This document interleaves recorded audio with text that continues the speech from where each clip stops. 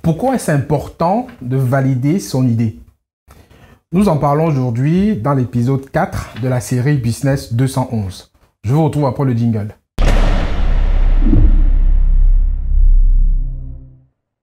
Bonjour à tous et à toutes, je suis Franck Aigné, nous sommes chaîne Devenir riche en Afrique.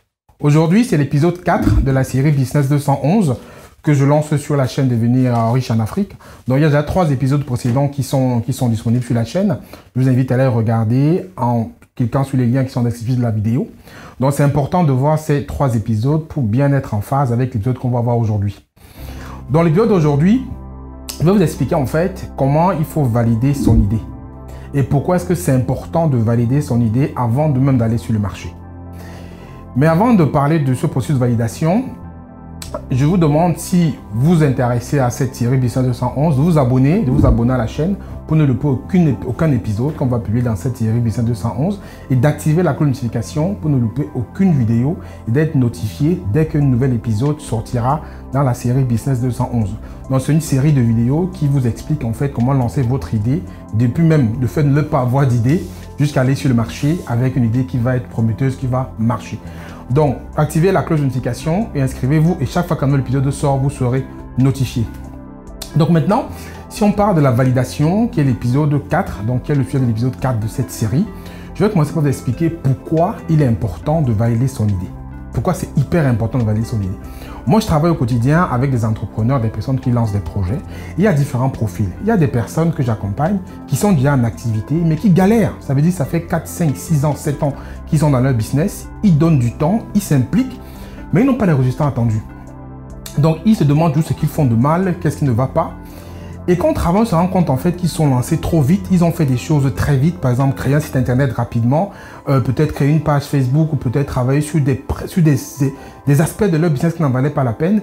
Mais ils n'ont pas posé la question principale que est-ce que leur produit ou leur service a vraiment marché? Est-ce qu'il y a vraiment des personnes qui sont intéressées d'acheter leur produit? Donc, ils se sont focalisés sur des aspects qui n'avaient pas d'intérêt. Alors qu'il faut d'abord être sûr que le produit que l'on va lancer, les gens sont prêts à l'acheter.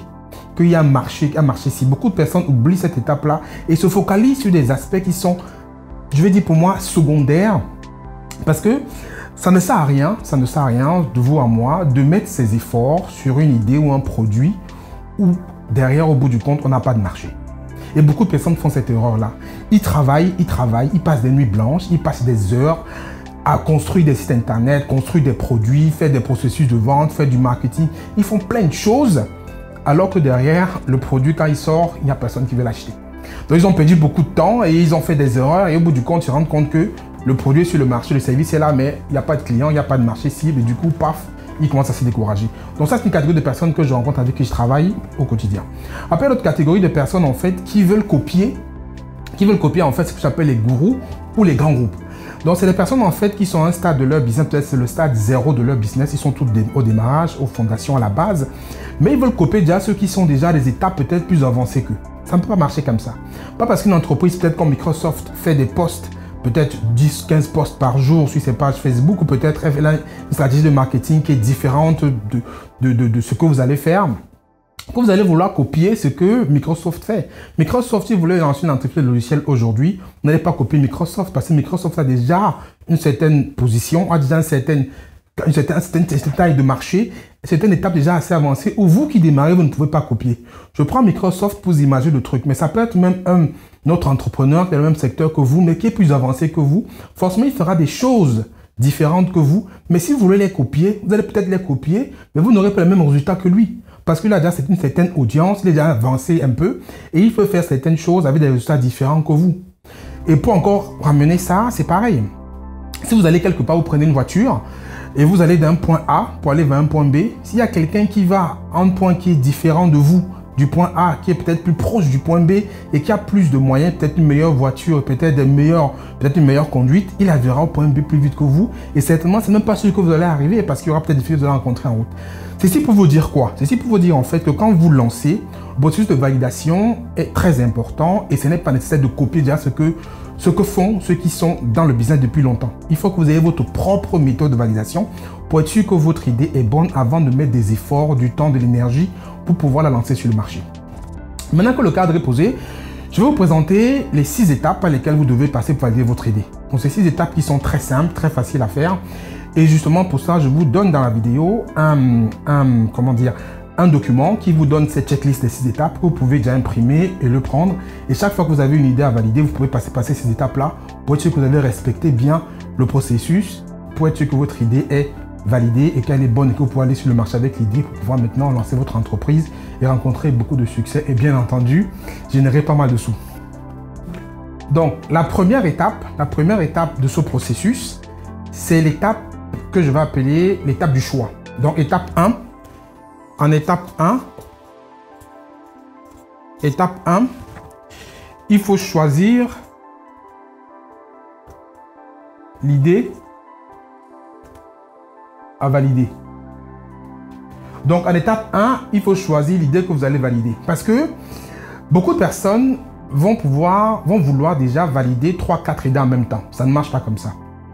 Dans la série Business 211, je vous donne il y a un épisode où j'explique comment choisir l'idée que vous allez valider. Je ne dis pas de ne pas avoir plusieurs idées, mais pour valider une idée, il faut commencer par choisir une idée, aller jusqu'au bout du processus de validation. Et c'est si au bout du processus de validation, l'idée n'est pas bonne, n'est pas prometteuse, vous pouvez revenir choisir l'idée 2 ou l'idée 3. N'essayez pas de poursuivre plusieurs lèvres à la fois. N'essayez pas de mettre votre pied dans plusieurs plats. N'essayez pas de courir derrière un lèvre, une antilope en même temps. Ça ne marchera pas. Choisissez une idée, allez au bout du processus de validation. Et c'est si au bout du processus, l'idée ne rencontre pas son marché ou que l'idée n'est pas acceptée, que vous pouvez maintenant aller choisir l'idée 2 ou l'idée 3. Mais ne faites pas l'erreur de vouloir valider, de vouloir commencer ce processus-là avec 3 idées, 4 idées au même moment. Vous allez vous planter et ça n'aura pas de sens. Donc, première étape, c'est de choisir l'idée. Donc, choisissez l'idée que vous allez valider. Bien sûr, ça doit être l'idée qui vous plaît le plus, l'idée qui vous convient le plus, l'idée qui va être la plus fun à vous pour la dérouler, l'idée que vous sentez avec une première perception qu'il y a un marché dessus. Donc, choisissez l'idée en conséquence. Donc, ne prenez pas une idée au hasard. Prenez une idée aussi que vous aurez du plaisir à travailler dessus. Ça, c'est la première étape, c'est de choisir l'idée par laquelle vous allez commencer par valider ce processus. Première étape. En deuxième étape, en étape 2, il faut clarifier le résultat. C'est-à-dire, il faut qu'en étape 2, vous clarifiez le résultat principal que votre idée va apporter. C'est-à-dire, en fait, il faut que, je ne dis pas aujourd'hui d'aller, je ne dis pas maintenant d'aller dans le détail des choses, en fait, mais il faut être capable à cette étape 2 de vraiment savoir quel est le résultat principal que votre idée va apporter à ceux qui auront le problème, à vos futurs clients. Je m'explique. Si par exemple, vous envisagez de faire un mixeur pour mixer des produits, votre résultat sera peut-être que vous allez aider les gens à avoir des produits mieux mixés et peut-être mieux mélangés à un temps peut-être plus rapide. Ça, c'est un exemple. Donc, mieux mixé, mieux mélangé, plus rapide. Peut-être vous voulez faire du coaching sportif et que votre créneau, c'est d'accompagner les femmes peut-être qui sont enceintes, de retrouver leur silhouette qu'elles avaient avant la grossesse. Votre résultat, ça va être que vous aidez les femmes qui ont accouché à retrouver une silhouette d'avant la grossesse, par exemple. Et c'est comme ça qu'il faut regarder, en fait. Il faut que vous ayez un truc principal, un objectif principal que votre produit va apporter. Pour terminer, un dernier exemple, c'est par exemple si vous voulez faire de l'édition de livres, votre résultat principal va peut-être être que vous aidez les personnes qui veulent écrire un livre à sortir un livre sans faute d'orthographe et bien présenté. Donc ça, c'est le résultat principal que vous devez identifier à l'étape 2. Après avoir choisi l'idée, en étape 2, identifiez le résultat principal que votre idée va apporter à votre clientèle. Je ne demande pas d'aller en détail du truc, mais vous devez être capable à cette étape de savoir quel est le résultat principal, quelle est la valeur en fait entre guillemets que votre produit ou votre idée va apporter à votre future clientèle. Maintenant, en étape 3, il faut parler aux personnes. Je m'explique. En étape 3, il faut parler aux personnes qui cherchent ce résultat. Je parle par là de vraies personnes. Parce que je pense à cette étape-ci, vous n'avez peut-être pas une grande audience, même si vous avez une page YouTube, peut-être une page Facebook ou peut-être... Moi, je recommande d'avoir un site internet en ce moment, hein, mais je vous recommande de vous positionner plus sur des médias qui existent déjà. Donc, vous serez sur des médias qui n'ont peut-être pas assez d'audience, ou peut-être que vous n'avez pas assez d'audience, vous, pour pouvoir toucher une certaine communauté. Donc, il faut aller parler, moi, je recommande d'aller parler aux vrais gens. Les vrais gens, c'est qui? C'est votre réseau, c'est vos connaissances, c'est vos amis. C'est même si c'est une petite communauté, essayez de faire ce que j'appelle du direct talk. Essayez de parler avec les gens en direct sans passer par les intermédiaires. Ça va vous permettre en fait d'être capable de comprendre les vrais besoins que les gens ont, d'être capable que les besoins que ces personnes ont, les réels besoins qu'ils ont, votre produit qui a un résultat, lui permet de le résoudre. Donc que ce résultat est bien entendu par eux. C'est ça l'avantage en fait. Aujourd'hui, c'est vraiment d'être sûr de parler, que vous allez parler aux bonnes personnes, que votre produit, votre résultat va bien les aider dans le problème qu'ils ont aujourd'hui. Donc c'est important de parler à des personnes, à des vraies personnes, d'aller les chercher dehors, chercher dans vos connaissances, chercher dans vos contacts, dans votre réseau. Vous avez une petite audience, essayez de contacter les gens, de parler avec eux en direct, par téléphone, par Skype, par Zoom. Discutez avec les gens à cette étape-là pour bien comprendre leurs besoins, pour être sûr que votre résultat, le produit que vous allez proposer, ce résultat-là, va bien coller avec les problèmes qu'ils ont.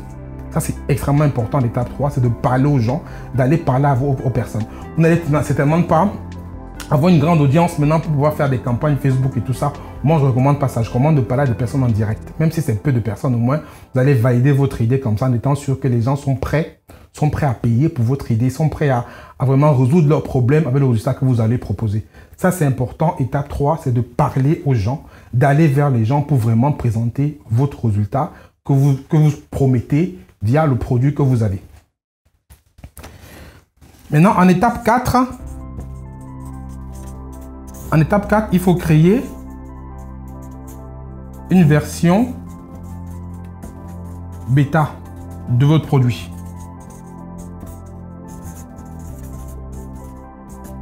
Ici, en fait, il faut créer ce qu'on appelle un MVP. MVP, en fait, c'est le Minimum Viable Product. Donc ici, il faut être capable de créer un produit qui va pouvoir déjà montrer aux gens ce qu'ils vont obtenir. Je ne dis pas de partir dans un processus de fabrication en série ou de fabrication pointue, précis de votre produit. Je prends le cas, si on revient au cas du mixeur que vous allez peut-être proposer, vous pouvez par exemple à ce stade faire un schéma, un dessin du mixeur avec les différents composants, comment ça va fonctionner. C'est suffisant. Vous pouvez déjà présenter aux personnes, voilà à quoi le mixeur va ressembler et c'est comme ça qu'il va fonctionner avec le petit processus. C'est déjà bien pour proposer aux gens que voilà ce que mon produit va pouvoir vous apporter. Si c'est le cas du coach sportif, vous pouvez peut-être déjà faire quelques séances. Vous faites quelques séances de façon gratuite ou pas chère du tout. Vous proposez à des femmes que vous avez identifiées qui ont ce besoin puisque vous les avez parlé à l'étape 3. Vous testez déjà vos séances. Comme vous connaissez les personnes, vous allez rencontrer les personnes qui ont ce problème. Vous leur proposez en tant que coach sportif. Donc certaines séances à ces femmes-là pour voir comment elles vont réagir, comment elles se sentent en faisant vos séances de coaching sportif. Et si on prend le cas de l'édition du livre, ça c'est pareil. Vu que vous aurez parlé aux personnes qui ont ce besoin-là, qui ont attendu les résultats, vous pouvez leur proposer 2-3 chapitres de leur livre déjà que vous avez écrit de façon peut-être gratuite ou bénévole pour qu'ils voient déjà ce que vous savez faire et ce à quoi ils vont s'entendre. Donc c'est important ici, quel que soit le produit que vous allez faire, de le valider avec un MVP pour être certain que les gens touchent maintenant du doigt à peu près ce qu'ils vont recevoir lorsqu'ils vont vouloir acheter votre produit. Là, c'est important. Donc ça, c'est une partie où vous devez faire, c'est de fabriquer un petit MVP ou un proof of concept, peu importe comment on l'appelle, mais un petit élément qui va pouvoir déjà montrer aux personnes que vous allez vouloir atteindre ce qu'ils obtiendront comme résultat quand ils vont prendre votre idée et travailler avec vous. Ça, c'est l'étape 4 par laquelle vous devez passer pour pouvoir valider votre idée de business. En étape 5, donc étape 5, c'est lancer votre produit. Qu'est-ce que j'appelle par lancer votre produit? Vous allez maintenant vendre. Vous allez maintenant vendre votre produit, ça doit essayer de le vendre. Après, ici, on se retrouve toujours dans le dilemme de la poule et de l'œuf.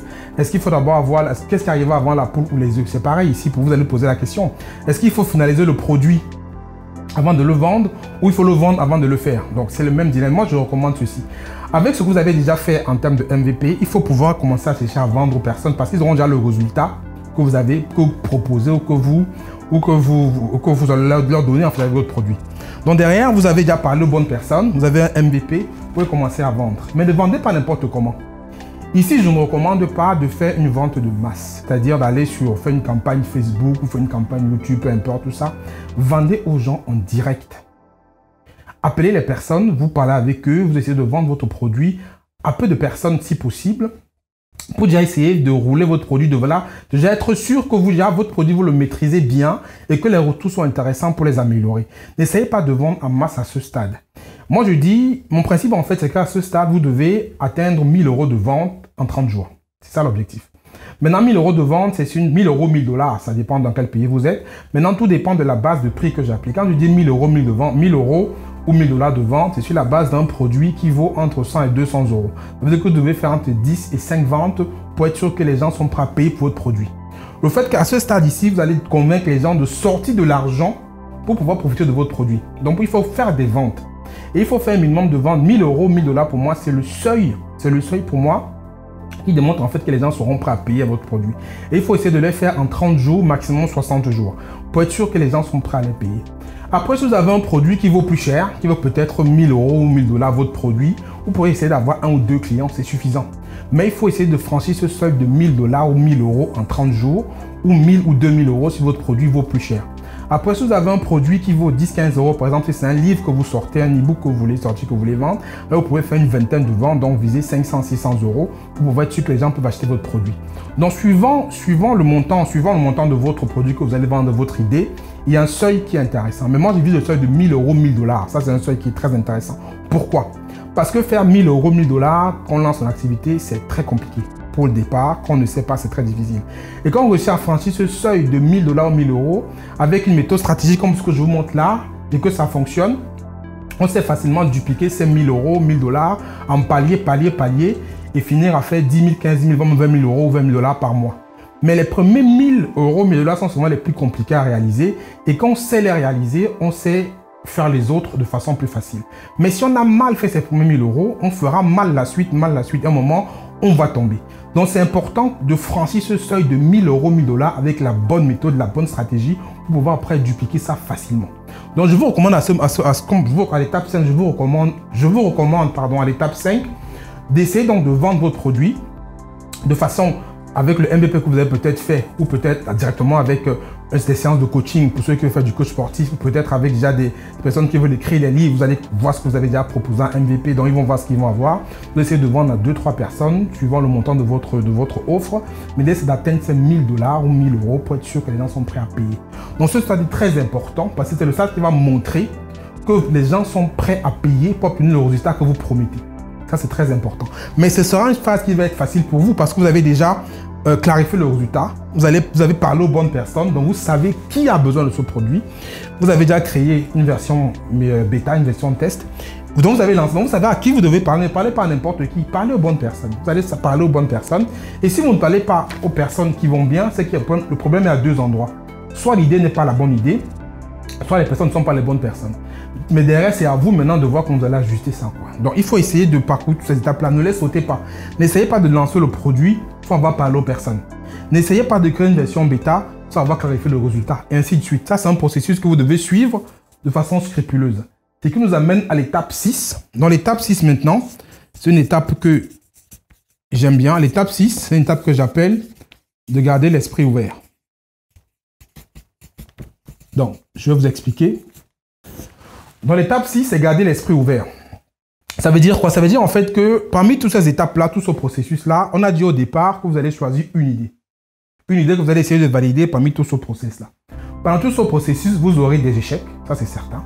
Vous aurez des rejets, ça c'est certain aussi. Vous aurez des difficultés que vous allez rencontrer dans tout ce processus-là. Mais gardez l'esprit ouvert, ne vous découragez pas. Lorsque vous avez des échecs, essayez de... L'échec est constructif. L'échec est constructif quand ça devient un échec d'apprentissage. C'est-à-dire quand vous échouez, peut-être quand vous êtes rejeté ou peut-être quand les gens ne parlent peut-être pas aux bonnes personnes, n'arrêtez pas, allez de l'avant. Lorsque vous tombez des personnes qui ne veulent pas de votre produit, ne vous arrêtez pas, continuez à démarcher d'autres personnes. Donc, ayez l'esprit ouvert, ne soyez pas frustrés. Parce qu'il y a des personnes, quand ils commencent la première idée et ils voient peut-être que les gens n'adhèrent pas à cette première idée ou ils ont du mal à parler aux bonnes personnes, ils se découragent rapidement et ne vont pas de l'avant. Donc évitez ça, gardez l'esprit ouvert, sachez que vous n'allez peut-être trouver de l'échec, vous allez trouver des gens qui ne vont pas être contents de vous parler, vous allez peut-être trouver des personnes qui vont vouloir que vous travaillez gratuitement tout le temps, ou des personnes qui ne vont pas vouloir payer 1 euro, 2 euros, 1 dollar, 2 dollars pour votre produit. Vous aurez beaucoup d'expérience parmi tout ça, mais il faut garder l'esprit ouvert et surtout, pourquoi garder l'esprit ouvert? Parce que lorsque vous allez arriver à l'étape 6 et que vous n'avez pas trouvé avec cette idée-ci qu'on a vue qui est la bonne, l'esprit ouvert, vous allez revenir à l'étape 1 et choisir une autre idée. C'est comme ça. Donc soyez ouverts. Si vous avez vu que l'idée 1 ne marche pas, parce que forcément vous avez fait tout ce processus, vous n'avez pas les résultats escomptés, n'ayez pas peur, n'ayez pas honte. Revenez à l'étape 1 choisissez une deuxième idée ou une troisième idée dans votre liste d'idées et refaites le processus. Et c'est comme ça. Et ça force d'itération. Il y en a que la première idée est la bonne. Donc, ils font ce processus-là. Ils trouvent tout de suite les bonnes personnes. Ils créent une version bêta. Ils font leur premier vente. Et en 32 ans, on fait 1000 €. Paf, ils décollent et ils continuent à multiplier comme ça. Comme il y a d'autres que ça ne marche pas. Et forcément, après 30-60 jours, il ne faut pas être entêté. Il faut se fixer un temps de validation. On ne valide pas toute sa vie. On va valider dans un créneau qui est précis. Donnez-vous un créneau. Dites-vous que j'ai 30 jours, 60 jours pour valider mon idée quand elle est finalisée. Et parmi les 30-60 jours, si ça ne marche pas, laissez tomber l'idée. Reprenez une autre idée, ainsi de suite. Et c'est comme ça que vous allez trouver la bonne idée. Et ça va vous éviter en fait de vous entrer dans une idée que vous allez travailler pendant 3, 4 ans, 5 ans en espérant toujours que les gens vont vouloir de votre produit. Les gens ne voudront jamais de votre produit. C'est la spirale infernale où beaucoup de personnes tombent. Ils s'entêtent avec des idées alors qu'en face, les gens n'en veulent pas. Donc, donnez-vous un temps de validation, 30-60 jours. Dites-vous que voilà, je vais réussir à vendre 1000 €, 1000 $ dans cette laps de temps. Si je ne réussis pas, ça veut dire que je n'ai pas la bonne idée. Et vous changez. Ou peut-être ne pas les bonnes personnes, ça dépendra après de chaque cas. Mais n'hésitez pas à changer, à ayez l'esprit ouvert. C'est pas que l'étape 6 est important, c'est d'avoir cet esprit ouvert pour pouvoir vous remettre en cause et savoir passer d'une idée à une autre sans problème. Sinon après vous allez être coincé dans une idée, vous allez travailler 6 mois, 1 an, 2 ans. Vous n'allez pas arriver à vendre 1000 €, 1000 $, vous allez pouvoir continuer. Ça ne peut pas continuer longtemps. Votre entreprise ne pourra pas tenir. Donc, c'est très important de garder l'esprit ouvert. Donc, voilà les 6 étapes par lesquelles vous devez passer pour valider votre idée. Donc, comme je dis, ne vous inquiétez pas. Il y a une checklist qui est dans la description de la vidéo où il y a toutes ces étapes-là par lesquelles vous devez passer. Donc, chaque fois que vous avez votre idée, vous cochez chaque fois que vous avez fait. Et quand votre idée ne marche pas, la validation, c'est un processus itératif.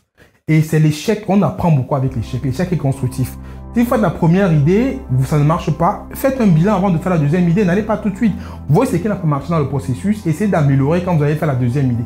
Donc chaque fois, il faut que l'échec soit constructif. C'est très important. Il ne faut pas que l'échec vous détruise et que l'échec vous empêche d'avancer. Il y a des grands entrepreneurs qui ont réussi après avoir lancé leur 10e entreprise. Ils ont lancé 9 entreprises qui ont échoué et c'est la 10e qui a marché. Donc, si on est vraiment dans un processus de vouloir faire de l'entrepreneuriat une activité complémentaire, une activité en plein temps, on ne doit pas s'arrêter tant qu'on ne trouve pas la bonne idée qui permet de générer un chiffre d'affaires intéressant par rapport à ses objectifs et surtout de gagner de l'argent. Donc, ne vous arrêtez pas.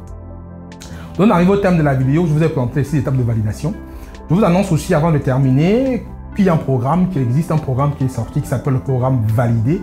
Donc c'est un programme que je lance pour accompagner les personnes qui sont en recherche d'idées ou qui sont déjà en train de travailler dans une idée et qui sont coincées, qui sont bloquées ou qui veulent peut-être se reconvertir pour faire de nouvelles activités dans leur travail ou qui ont déjà un job et qui veulent lancer une activité complémentaire, de pouvoir trouver leur idée, trouver l'idée prometteuse, la valider, trouver des clients et surtout gagner leur premier 1000 € en 4 semaines, donc 30 jours.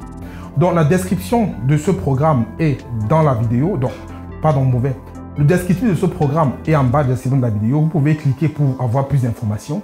Et je reste bien entendu à votre écoute si vous souhaitez avoir d'amples clarifications sur ce programme-là ou si vous avez des questions. Donc le programme Validé, c'est un programme de 4 semaines d'accompagnement en groupe, très précis, très serré, qui va être un programme intense et qui va permettre à des personnes qui veulent vraiment se lancer ou qui sont déjà lancées et qui ont des difficultés de pouvoir trouver des solutions et de pouvoir gagner de l'argent et de la réussite dans leur activité et leur entreprise. Donc, je vous invite donc à revoir le lien du programme dans la vidéo, en description là, donc vous pouvez regarder et m'envoyer vos questions si vous avez besoin. Et marquez-moi aussi en commentaire si vous êtes déjà en train de faire du business, à quelle étape vous êtes ici et qu'est-ce qui vous empêche de passer à l'étape qui suit, pourquoi vous êtes coincé. Je suis assez intéressé de savoir, marquez-moi en description de la vidéo. Et pour terminer, n'oubliez pas donc de regarder les 3 autres épisodes de la série Business 211 qui sont en description de la vidéo. Donc c'est important de voir ces 3 épisodes pour être en ligne avec ce 4e épisode. En fait, ça vous permet justement d'être en ligne avec tout ça et de suivre le programme de façon séquentielle et cohérente. Ne regardez pas l'épisode 4 sans regarder les épisodes précédents et ainsi de suite. Donc voilà ce que je vais partager avec vous aujourd'hui. C'est l'épisode 4 de la série Business 211. Ne soyez pas chiche comme d'habitude, partagez la vidéo au plus grand max, au plus grand nombre de personnes qui veulent se lancer une activité. Et surtout, mettez un pouce, parce que c'est intéressant et parce que j'aime les pouces, quand on dit que c'est liké, c'est bien. Donc mettez un pouce et n'oubliez pas de vous abonner, comme je dis, ce n'est pas encore fait. Activez la notification pour ne louper aucune vidéo qu'on va publier ici, que ce soit dans la série Business 211 ou dans une autre thématique qu'on aborde sur la chaîne. C'était Franck Kenyé, je vous dis à très bientôt dans une prochaine vidéo. Prenez soin.